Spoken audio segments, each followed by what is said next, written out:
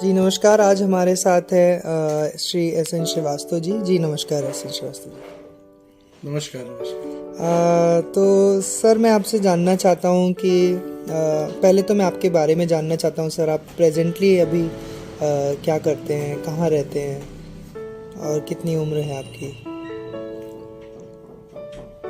हाँ जी, मेरा जो बर्थ है 4 अगस्त 57 का है जी। और बर्थ प्लेस मेरा बिलासपुर रहा और हम लोग 5 भाई हैं। वैसे मेरा नंबर चौथा है और मेरी जो इनिशियल जो एजुकेशन है वो प्राइमरी स्कूल तिलक नगर बिलासपुर में हुई। उसके बाद मिडिल और हाई स्कूल मैंने मिशन हायर सेकेंडरी स्कूल जो बिलासपुर का बड़ा रेपुटेड स्कूल कहलाता था, वहाँ से मैंने मैट्रिकुलेशन किया है। इस बीच मेरा इंटरेस्ट वैसे इसमें था मेडिकल लाइन में जाने का, तो मैंने पीएमटी का एग्जामिनेशन के लिए स्ट्रगल भी किया है। फिर घर की परिस्थितियाँ ऐसी नहीं थी कि हम लोग, हमारे पिताजी श्री बीपी श्रीवास्तव जी जो टेलीग्राफ ऑफिस में HSGTM हुआ करते थे, तो नहीं, तो हम लोग 5 भाई थे। चूँकि हम लोग क्या लर्न और अर्न वाली वो मानसिकता थी, हमारे पिताजी चाहते थे कि हम लोग पढ़ने के साथ साथ कुछ सीखते हुए भी पढ़ते रहे। तो मेरे से तीनों बड़े भाई जो थे वो अपना जॉब, कॉलेज जो अपनी पढ़ाई जो है नौकरी करने के साथ साथ किए। मैं बड़ा भाग्यशाली था कि मेरे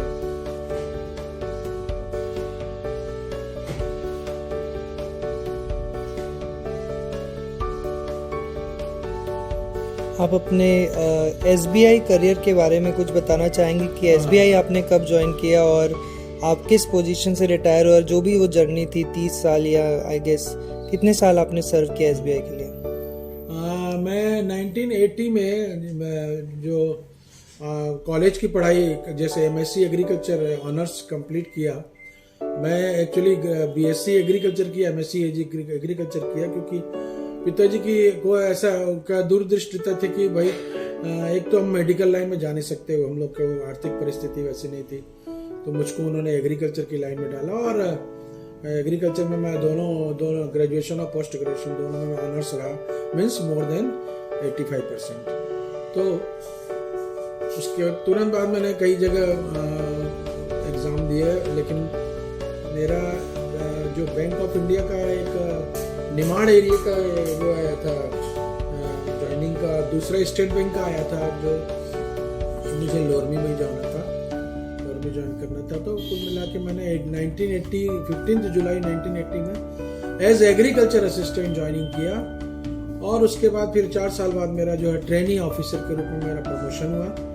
तो उस समय मैं लोरमी से बिलासपुर ADB में जॉब में था। उसके बाद फिर मेरा आफ्टर प्रमोशन जो है मुझको ट्रेनिंग ऑफिसर के रूप में ग्वालियर, रीवा, इंदौर ऐसी जगहों में मतलब मैं मोरार ग्वालियर में रहा, उसके बाद फिर रीवा में रहा, उसके बाद सांवेर ADB कहलाती थी वहाँ रहा। उसके बाद फिर फाइनल पोस्टिंग मेरी नरसिंहपुर जिले में एक काफ़ी रिमोट एरिया में साईं खेड़ा एक जगह होती थी जो धूनी वाले बाबा साईं बाबा की जगह है ऐसा माना जाता है। वहाँ पे मैं पोस्टेड रहा करीब साल भर। उसके बाद फिर मेरा ट्रांसफ़र हो गया वारासिवनी और फाइनली 1988 में मैं जब वारासिवनी में पोस्टेड था, मेरी मैरिज हुई संगीता से। और 1989 में मेरी पहली बिटिया, जो बड़ी बिटिया सौम्या, जिसको घर में हम लोग जया जया कहते हैं, उसका जन्म हुआ। हालांकि जन्म उसका यहीं हम लोग रायपुर में ही हुआ। तो 1989 अगस्त 89 की है वो, 21 अगस्त 89 की। उसके बाद फिर मैं जो है वाराणसी के बाद मैंने रिक्वेस्ट किया कि भाई मुझको रायपुर आसपास दिया जाए कि ट्रांसफ़र के लिए। तो फिर मुझको उन्होंने करेली करके एक जगह दी, वहाँ दिया नरसिंहपुर ज़िले में। उसके बाद फिर वहाँ से मैं अगेन ट्राई करता रहा, तो मैं फाइनली रायपुर ट्रांसफ़र में आया मैं, जिसमें मेरी पोस्टिंग फाफाडी रायपुर ब्रांच में हुई। और 1991 से मैं वहाँ रहा, जो करीब 95-96 तक रहा। इसी बीच मेरा एक और प्रमोशन हुआ, तो मुझे ब्रांच मैनेजर बाग बहरा की पोस्टिंग मिली वहाँ करीब मैं 96 से 99 तक रहा।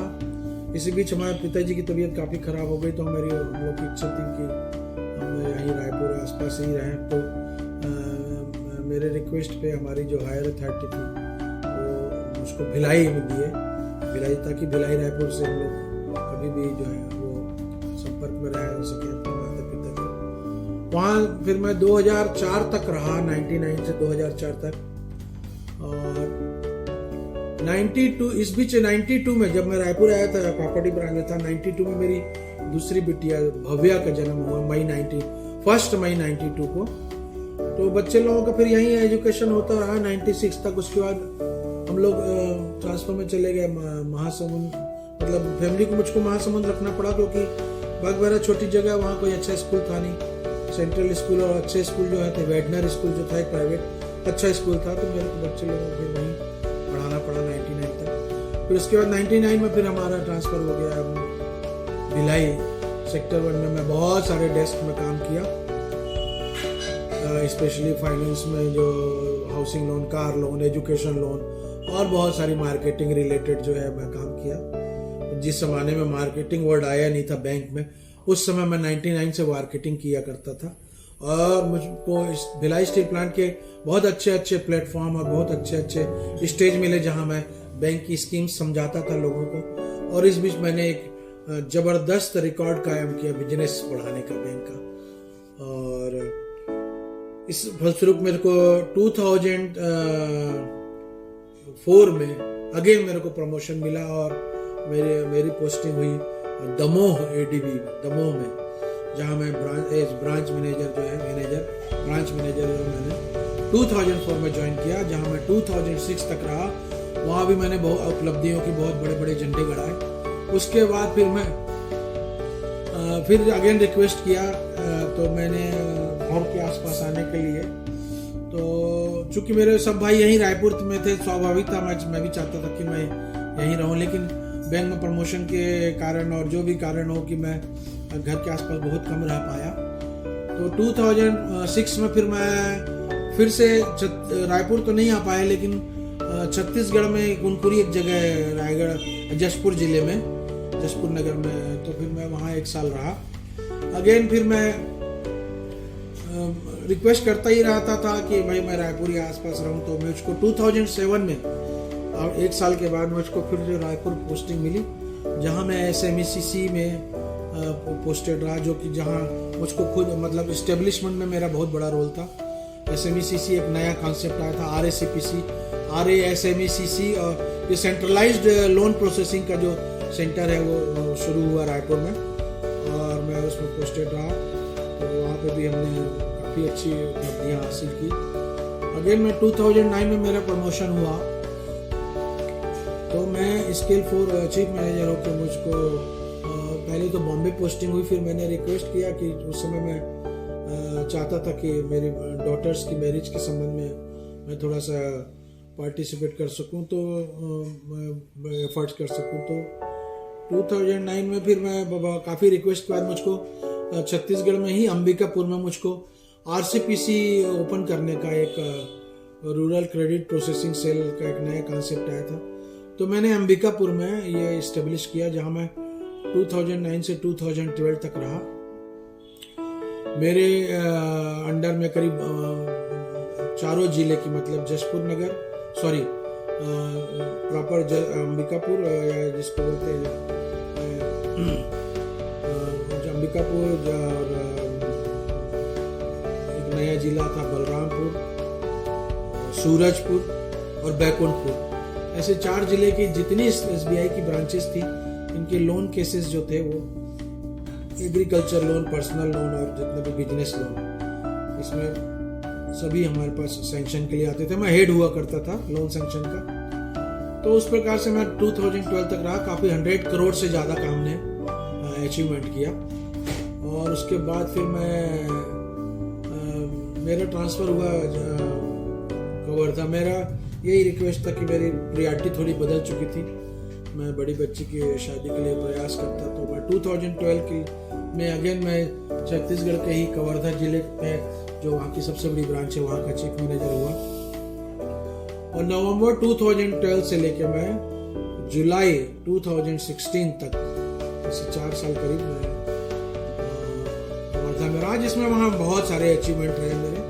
और कुल मिला के बैंक ने बहुत मुझको सम्मानित किया कई बार बीच बीच में, हर एरिया में। मतलब चूंकि मल्टीटास्किंग थी इसलिए मैं हर एरिया में बहुत काम किया, और मेरी टीम ने मुझको ज़बरदस्त सहयोग दिया। मेरे हायर अथॉरिटी का मुझको ज़बरदस्त सहयोग रहा, और हर जगह पब्लिक का भी मुझको ज़बरदस्त सहयोग रहा। इस प्रकार से मैंने काफ़ी उपलब्धियां हासिल की, और उस उपलब्धियों में मेरे परिवार का, खासकर मेरी मिसेस का और मेरी जो जॉइंट फैमिली है उसका बहुत बड़ा रोल रहा। तो कुल मिला के मैं 2016 में यहाँ जुलाई में ट्रांसफ़र होकर रायपुर मेन ब्रांच आया, क्योंकि मेरा आखिरी जीवन का, नौकरी के जीवन का 1 साल बचा था। तो मैंने रिक्वेस्ट किया था, तो फिर मुझको ये state bank of India main branch जो जय स्तंभ चौक है वहाँ पे मुझको जो नया कॉन्सेप्ट आया था डिप्टी ब्रांच मैनेजर, मतलब मैं एजीएम ब्रांच थी तो मैं वहाँ चीफ मैनेजर हुआ करता था, और वहाँ करीब साल भर रहा मैं। फाइनली अगस्त 2017 में मैंने अपने जीवन के 37 साल की नौकरी के बाद, जीवन के 60 वर्ष पूरा करने के बाद वहाँ से रिटायरमेंट हुआ मेरा, जिसमें मेरे रिटायरमेंट फंक्शन में मेरे सभी भाई और सभी मेरे परिचित लोग, खास लोग आए। और जब मैं कहते हैं ऐतिहासिक वो रिटायरमेंट फंक्शन था, जिसमें लोग मतलब बहुत ही उस प्रोग्राम को एंजॉय किए, और मेरे सभी भाइयों ने एड्रेस भी किया।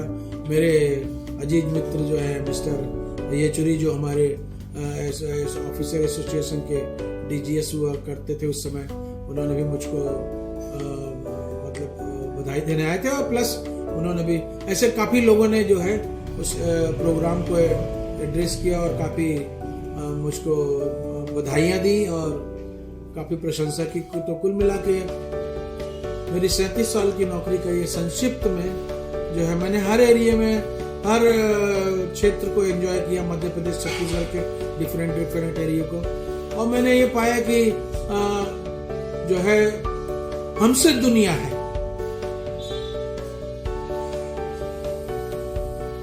जी, आपकी स्टोरी काफ़ी ज़्यादा इंस्पायरिंग है, और 37 इयर्स किसी एक कंपनी को सर्व करना तो मैं इमेजिन भी नहीं कर सकता। और हम जानते हैं कि आपको गाना गाना बहुत पसंद है, तो मैं चाहूँगा कि एक एंडिंग नोट में आप एक कुछ 4 लाइन अगर आप सुना सके हमको तो। हाँ, गाना तो मुझको पसंद है, कुछ मैं अपनी रचनाएं भी है मेरी, कुछ भी गाना या कविता जो भी आप। मैंने एक पर्यावरण को समर्पित एक वो दिया है, क्योंकि मेरा बेस एग्रीकल्चर था। मैं पर्यावरण और पेड़ पौधों से, प्रकृति से काफी जुड़ा रहा हूँ। तो मैंने एक छोटी सी रचना है जो पीढ़ियों के लिए जो है, एक वो है, संदेश है। मैं चाहता हूँ कि ईश्वर की दी हुई हमको जो वस्तुएं जो फ्री में है, जो ऑक्सीजन है, हवा है, जिससे हमारा जीवन निर्भर है, और पानी है, ये सबको मेंटेन करने के लिए जो हम प्रकृति को अच्छा से अच्छा बना के रखें, ताकि अदरवाइज हमारी आने वाली पीढ़ी हमें कभी माफ नहीं करेगी। कम से कम उनको शुद्ध हवा, शुद्ध पानी मिलता रहे, जो कि प्रकृति ने हमें दिया है। लेकिन हमने अपने पर्यावरण को इतना प्रदूषित कर दिया है कि उसके चलते बड़े बड़े रोग, अभी लेटेस्ट जैसे अपन ने कोरोना को झेला है, ऐसे और पता नहीं अभी भविष्य में क्या होना है। इसलिए मैं चाहता हूँ कि उस उस कविता से लोगों को कुछ सीख मिले, और लोग पर्यावरण पे अधिक से अधिक ध्यान देते रहें। तो हे वृक्ष तुम कितने हो महान, हे वृक्ष तुम कितने हो महान, मानव से हो बेहतर ज्ञानवान।